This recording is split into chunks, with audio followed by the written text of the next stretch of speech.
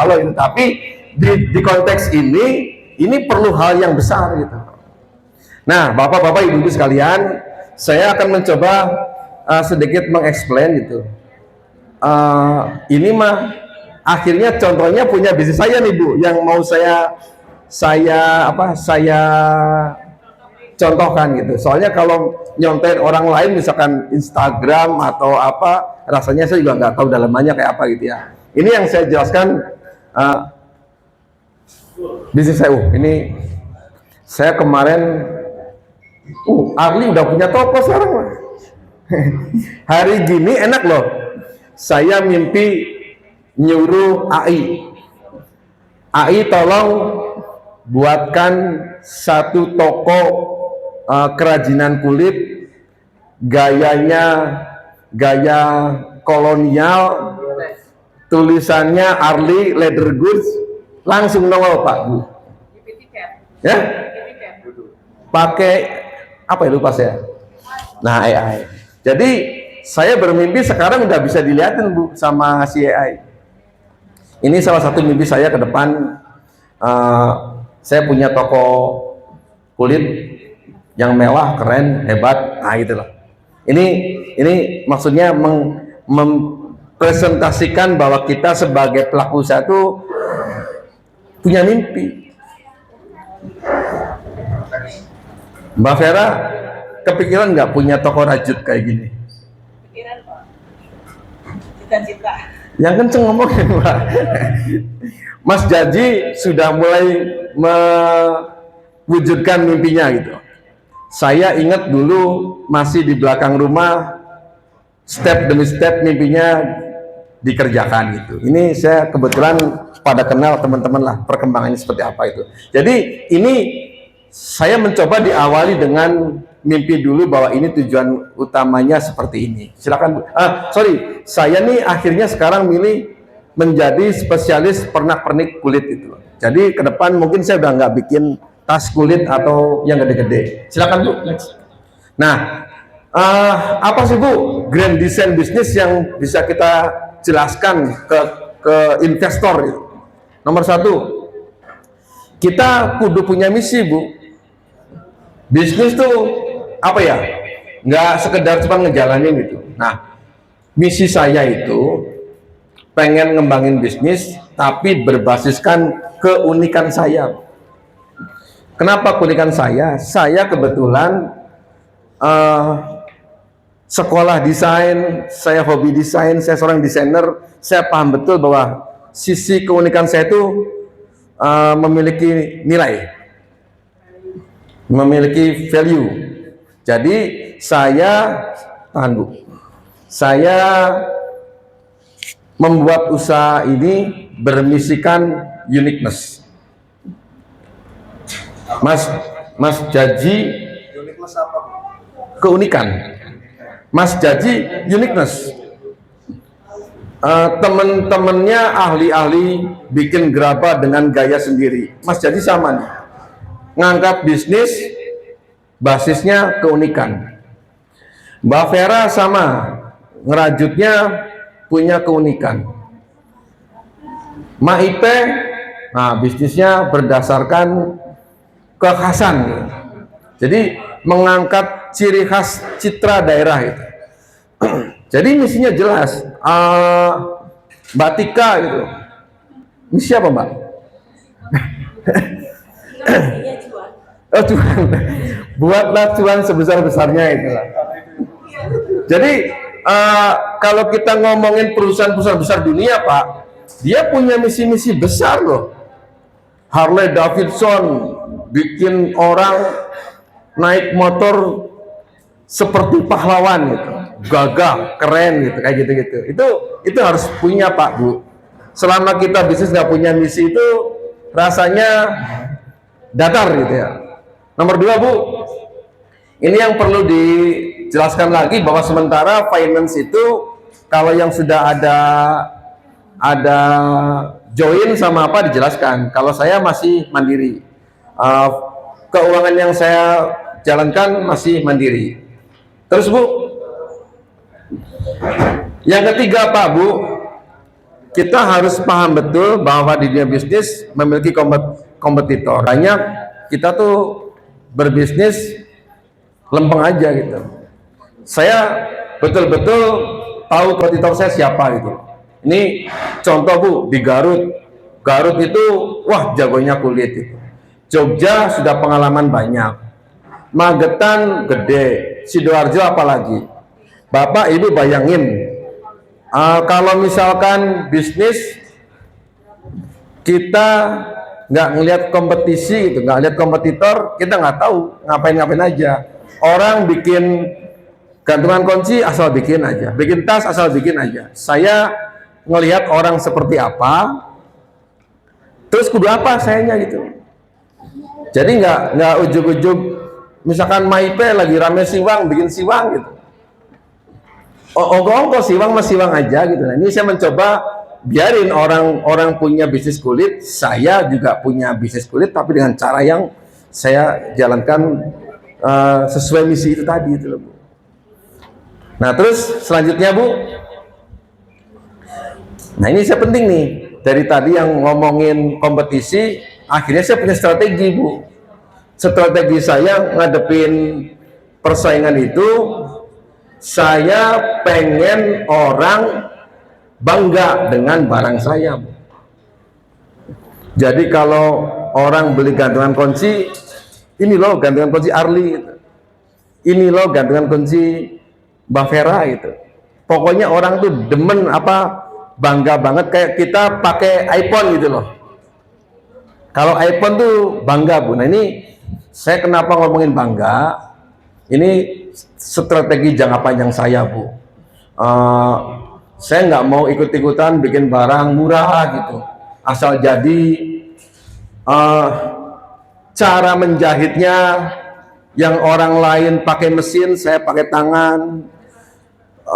Bentuknya segala macam saya betul-betul urus betul, sehingga ada dua nama nih yang dimunculkan, uniqueness dan luxurious. Luxurious itu mewah Mbak, mewah. Saya boleh kasih contoh dulu ya, sebentar.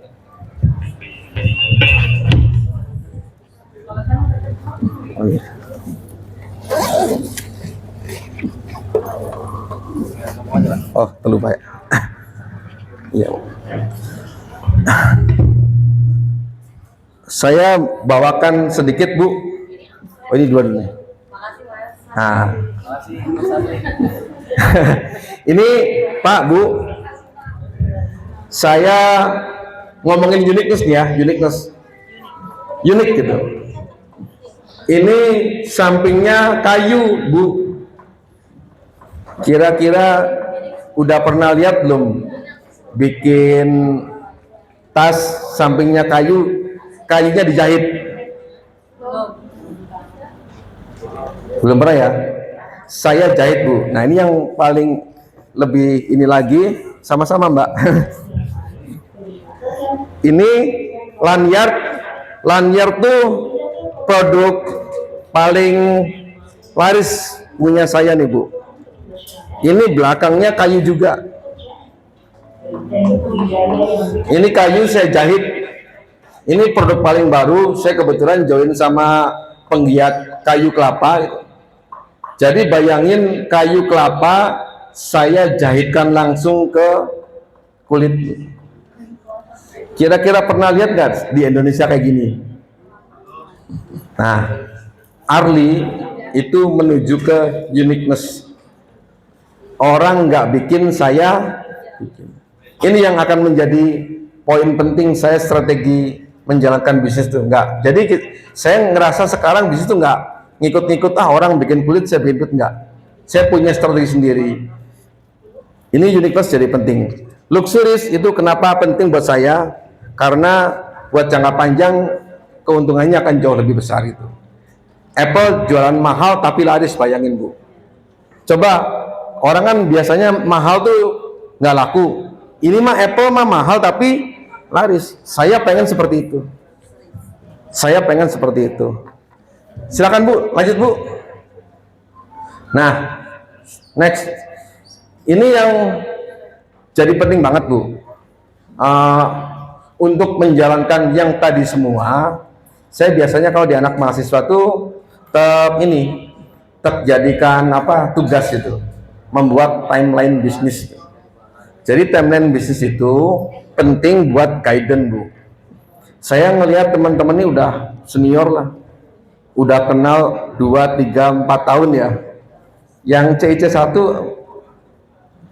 CIC Mbak Lia 1, CIC 2, 3, 4, nah pokoknya udah banyak-banyak ya. Bu Lia udah kemana-mana gitu. Nih Bu, Pak, saya akhirnya bisa flashback nih ya. Kebetulan saya sekarang udah 4 tahun nih bikin kerajinan kulit. Nomor 1 Pak, saya ingat tahun pertama itu hanya ngurusin teknis aja Bu. Kalau CIC tuh inget pertama masih bungkusannya asal gitu ya. Tiba-tiba tahun pertama tuh diganti bungkusan, terus bikinnya masih 1, 2 gitu. Nah terus tiba-tiba diundangin Indomaret, kan gitu kan ya? Ingat ya Bu ya? Jadi akhirnya berkembang. Nah saya begitu Bu, tahun pertama tuh kusrek, ngurusin apa? Bagaimana menjahit yang bagus, bagaimana memakai mesin laser.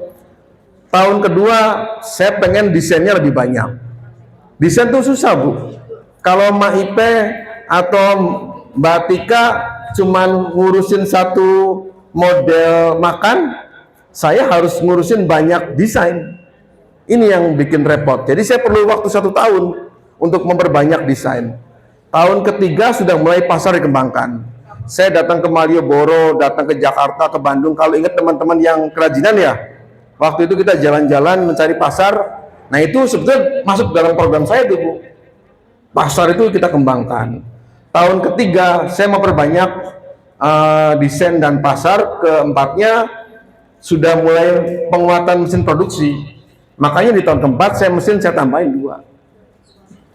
Ini saya nulis ini dari tahun pertama nih Mbak Nurul. Saya masih punya PR tahun kelima nih, tahun depan nih. Tahun kelima itu pengembangan desain, penguatan organisasi, sama penguatan pasar. Ini baru menyiapkan fondasi bisnis.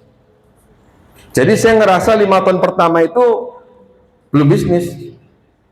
Saya ini lagi menyiapkan bisnis yang akan insya Allah paling gede gitu. Kebayang ya? Jadi kalau teman-teman 4 tahun ini asik berkompetisi, asik berbisnis, kalau saya sekarang tuh lagi menyiapkan fondasi bisnis. Saya masih belum ngerasa saya punya bisnis sekarang, masih menyiapkan gitu. Jadi saya punya PR 1 tahun lagi, target saya gitu, paling enggak di tahun kelima itu paling sedikit 10 toko yang eksis nih. Sekarang kita baru Malioboro, itu pun naik turun ya, Bandung naik turun, tapi nggak apa-apa, itu bagian daripada rencana saya gitu. Terus selanjutnya Bu, nah ini marketing plan. Ini saya jarang sampaikan Ibu ke teman-teman UMKM, biasanya saya ke mahasiswa. Saya bikin barang tuh Bu, betul-betul terencana banget. Jadi terencananya begini, jenis pasar yang saya tuju tuh teratur gitu. Nomor 1 pasar pariwisata, yang di atas tuh Bu, itu setiap daerah sudah banyak saya bikinkan.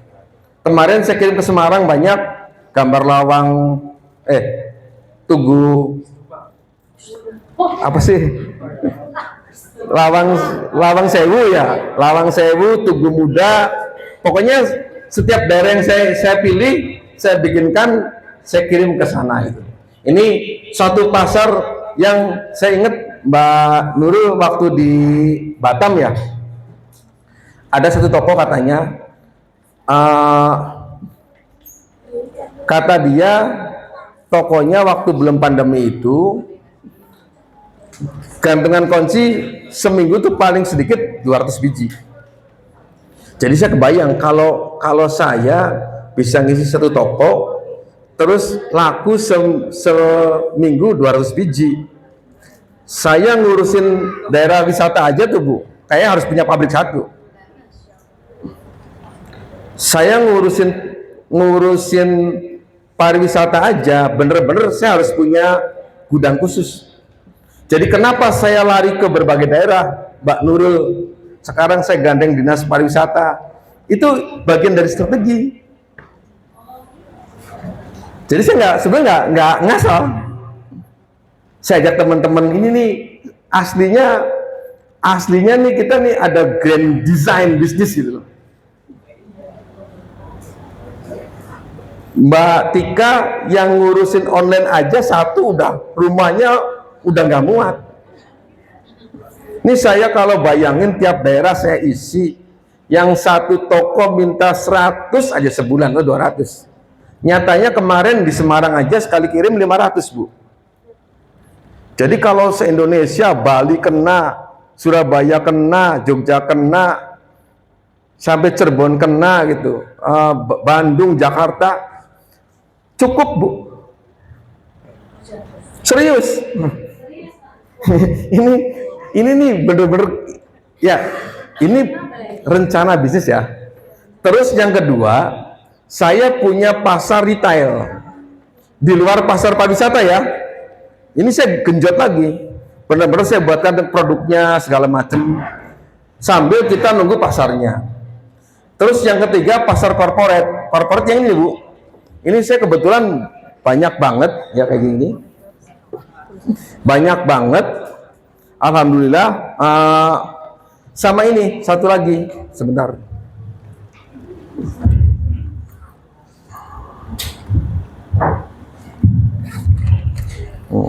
Ya.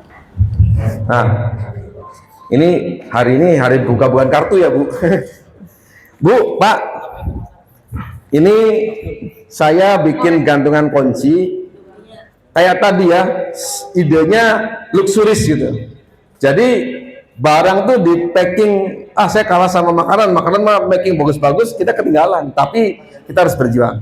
Nih Bu, Pak, saya asli lagi ngejar nih, saya lagi ngejar gimana caranya ketemu Honda, ketemu Mitsubishi, atau misalkan jumlah penjualan motor 6 juta, saya kebagian 100.000 aja, saya kebagian 100.000 bis aja per tahun. Tangga kita katak tuku email kabeh, Bu. Nggak kurang. Iya. Gitu ya. Ini grand design bisnis gitu loh. Saya lagi ngejar nih, nggak tahu entah lewat jalur mana, pokoknya saya harus ketemu perusahaan Honda. Saya meyakini barang saya itu bisa berkompetisi dengan perusahaan lain.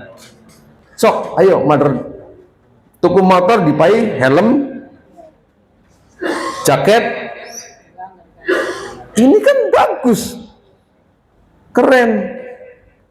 Ini serius. Jadi ini green. Tadi yang pariwisata sendiri, yang retail sendiri, dan ini pasar lain, corporate. Ini kalau tembus gitu ya. Saya kebayang sekarang lagi mikir aja gitu. Kapan aja waktunya gitu. Bismillah, baik Cirebon, maksudnya barang-barang. Amin, doain ya. Amin. Saya sering ngobrol dengan dinas yang terkait gitu loh. Ini waktunya barang-barang Cirebon itu bisa apa ya? Saya bilang apa? VOC gitu. Kita jajah negara lain gitu. Kita jajah daerah lain. Jangan barang orang masuk ke kita, tapi barang kita masuk ke daerah. Caranya gimana? Ya ini salah satunya. Jadi kebayang ya Bapak Ibu, ini sebuah grand design bisnis. Ini perlu disampaikan. Rasanya kalau kayak gini kedengeran investor nih, wah iya, temenan sama konon, sebenarnya gajian, nah gitu loh Bu. Ini ya, ini nih, cuman saya nggak pernah explore aja, nggak pernah saya sampaikan ke publik. Mungkin ini pertama kali nih saya sampaikan grand design bisnis saya ke teman-teman gitu. Selama ini mungkin saya ajak Manurul, Mas Jaji segala macam, melu bela. Kali ini saya perbincangkan gitu loh. Sebetulnya selama ini saya menyiapkan betul. Saya datang ke Dinas Indah, ke Budpar juga. Ini bagian daripada rencana besar, dan ini saya meyakini teman-teman kerajinan juga bisa ikut gaya ini. Tinggal yang gede ya gede, yang kecil kecil gitu aja. Terus next Bu. Nah ini yang paling penting juga, memperlihatkan bisnis yang sedang berjalan. Kalau tadi rencana ya, rencana pengen apa, terakhir yang existing apa sih? Coba Bu, Pak, liatin. Nah, nomor satu, ini saya foto dikit aja gitu loh. Saya kalau produksi untuk pasar corporate Bu, yang di tengah itu yang viola itu sekali order ratusan. Saya kemarin, baru minggu kemarin pas kebetulan istri saya nggak ada, yang kayu ini orderan sampai totalnya 700 piece, harus beres dalam waktu 5 hari dan beres gitu. Untung timnya kami sudah siap sekali Bu. Jadi ini baru satu corporate. Bayangkan Indonesia itu negara besar gitu, banyak kantor-kantor segala macam. Ini pasar yang luar biasa. Ini yang corporate. Selanjutnya Bu, nah ini pasar pariwisata Bu, sama retail. Saya ngisi ke beberapa toko di Malioboro, yang Jogja Pasaraya sama di Kusuma di Malioboro. Yang kanan itu Dekranasda Bandung Bu. Omsetnya belum banyak sih, tapi lumayan lah. Terus selanjutnya, nah ini kalau di Cirebon Batik Trusmi yang 52 ini Semarang. Saya baru isi bulan kemarin, ada 2 toko di sana, baru masuk gitu. Ini semoga BT udah mulai naik, omsetnya udah bagus. Terus next, ini yang ada di bandara nih, Bandara Kertajati, punya Dekran juga. Jadi ini pasar-pasar retail. Terus selanjutnya Bu. Nah ini yang nggak kalah juga, saya ngisi produk buat kebutuhan industri. Sekali order ribuan Pak. Cuman ada cumannya, setelah saya hitung keuntungannya minim bahkan minus gitu. Ini nggak tahu lah, pokoknya saya orang lama rotan gitu. Tapi akhirnya saya mengundurkan diri, saya tidak lanjutkan yang sesi ini gitu loh. Tadinya semua jalan, industri jalan, retail jalan, pariwisata jalan, corporate jalan. Ini satu saya close. Jadi sekarang sudah nggak terima karena capek gawe teka pakai gitu lah kalau sudah bilang mah. Ya udahlah skip gitu. Nah ini existing nih bisnis yang lagi jalan di saya. Cuman saya nggak sering share aja. Jadi banyak orang yang nggak tahu gitu. Next. Nah ini yang paling penting Bu, Pak. Bagian yang terpenting, mimpi kita ke depan ngapain lagi? Saya punya mimpi begini. Tahu Coca-Cola? Tahu Sosro? Sosro tahu? Ada toko Sosro nggak? Ada toko Coca-Cola? Tapi warung diisi Sosro nggak? Dia bawa bawa lemari es, kan dia suka ngasih lemari es, dia suka ngasih lemari es, pokoknya barang dia di situ. Nih Pak Bu, saya pengen ke depan saya punya tempat sendiri, pokoknya keren, unik. Nanti di tiap-tiap toko yang bakal